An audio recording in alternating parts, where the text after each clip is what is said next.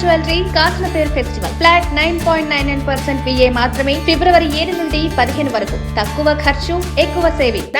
నాకెలా ఉంటదయ్యా, నా తల్లిదండ్రులు పరువు మంట కలిపి రూమ్లో బుక్ చేసుకొని తిరిగే వాళ్ళకి మీకుంటది సమ్మగా, మాకేముంటది? మాకు పరువు బాధ్యత, మా పిల్లలు కానీ ఇట్లా నాశనం అయిపోతారని మాకు బాధ ఉంటుంది.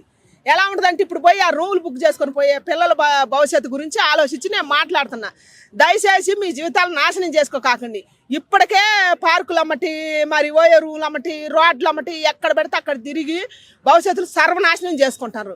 ఈ జాలం అన్నట్టుగా మీ బ్రతుకులకి మళ్ళీ రూములు బుక్ చేసుకోవటం ఎందుకమ్మా? జీవితాలు పాడు చేసుకోవటం అట్టని కలిసి ఉంటారా? వాలంటైన్స్ రోజు అని చెబుతారు, నాకు అది అనరాట్లేదు కానీ ప్రేమికులు దినం రోజు అని చెప్పుకుంటారు, మీ దినం మీ పెండా కూడా. మరి మీరు అట్టని జీవితాంతం కలిసి ఉంటారా? చెప్పు, ఉండరు కదా. అందుకని దయచేసి మీ భవిష్యత్తు గురించి మీరు ఆలోచించమని నేను కోరుకుంటున్నా. ఏదో 5 నిమిషాల సుఖం కోసం పోయి జీవితాలు ఎందుకు నాశనం చేసుకోవాలని నేను అంటున్నా. ఇప్పుడు వీటికి పర్మిషన్ కూడా గవర్నమెంట్ ఇస్తుంది కదా, ఏం చెప్తారు?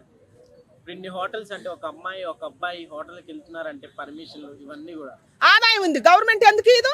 గవర్నమెంట్ అసలు దోసుకొని బతికేదే మనం మన్నించిగా. మరి ఎంత ఆదాయం ఉంటుంది ఆ రోజు? విడిగా ఖర్చు పెట్టిపోయే వాళ్ళు ఇప్పుడు ఇంట్లో ఇయ్యలేనివాడు ఉంటాడు, బయట 10,000 ఖర్చు పెట్టేవాడు ఉంటాడు. మరి అట్టాటోడు పోతాడుగా బైరేగోళ్ళు పోయినప్పుడు గవర్నమెంట్కి ఎంత ఆదాయం చెప్పా. ఇప్పుడు మద్యం బంద్ చేయాలా హానికరం అని చెబుతున్నారు. ఇప్పుడు సారా అయితే బంద్ చేశారు. మరి బ్యాండీలు ఇవన్నీ వాటి పేరు నాకు అనరాట్లేదు కానీ బెల్ట్ షాపులు ఎందుకు బంద్ చేయలేదు? దాని మీద ఆదాయం ఎక్కువ ఉండబట్టే కదా. అట్టనే లవర్స్ మీద కూడా ఆదాయం ఎక్కువ ఉంది కాబట్టి గవర్నమెంట్ బ్యాన్ చేయలేదు, వాళ్ళకి ఆదాయం ఎక్కువ ఉంది. ఇయర్ కి పర్సెంటేజ్ పెరుగుతూనే ఉందంటమ్మా. అసలు సభ్య సమాజం ఎటుపోతుందంట.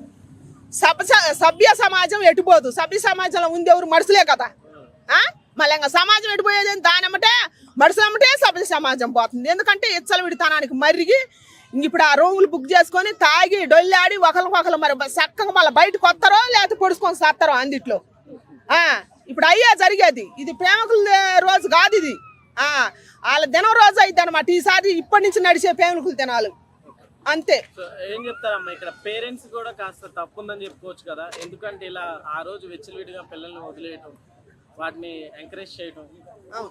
పేరెంట్స్ 90% ఎంకరేజ్ చేయరు నాన్న. అసలుకి 90% చేయరు. ఎవరో డబ్బు ఉండోళ్ళే కానీ విడతానికి పోయేది. 90% మనలాంటి మిడిల్ క్లాస్ ఫ్యామిలీ వాళ్ళు ఎంకరేజ్మెంట్ చేయరు. ఎందుకంటే వాళ్ళు ఊళ్ళలో ఉంటారు కాబట్టి వాళ్ళకి తెలియదు. ఈ సిటీలో చదువుకోవడానికి వచ్చిన వాళ్ళు, మేము జాబ్ చేస్తున్నామని చెప్పిన వాళ్ళు వాళ్ళే తెగబడిపోయేది. కానీ 90% పేరెంట్స్ మాత్రం ఎంకరేజ్మెంట్ చేయరు.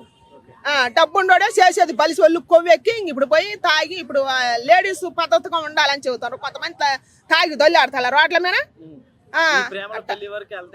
వెళ్ళవు అసలుకి. ఇప్పుడు అసలు వెళ్ళనే వెళ్ళవు. ఇప్పుడు ప్రేమ పెళ్లి దాకా కాదు అసలు. ఆ రూమ్ లోంచి వీళ్ళు బయటకు వచ్చిన దాకా ఉంటారో ఊడతారో ఒకటి చూడు.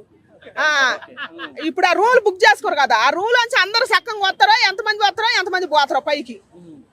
అది చూడు ముందు. అయితే ఇప్పుడు దానికి ఒక కొత్తగా పేరు పెట్టారు, అంటే షుగర్ మమ్మీ షుగర్ డాడీ అని. అంటే చిన్న ఏజ్ ఉన్న వాళ్ళు పెద్ద వాళ్ళతో కలవటం, పెద్ద ఏజ్ ఉన్న వాళ్ళు చిన్న ఏజ్ ఉన్న వాళ్ళతో కలవటం. ఏం చెప్తారు దానికి? ఆ పేరు ఎందుకు? కామంతో కళ్ళు మూసుకుపోయి మేము తెగబడి ఉంటానమని చెబితే పాతిగా అనకూడదు కానీ బూతు విడితనానికి పెరిగితే ఏం చెబుతుంది?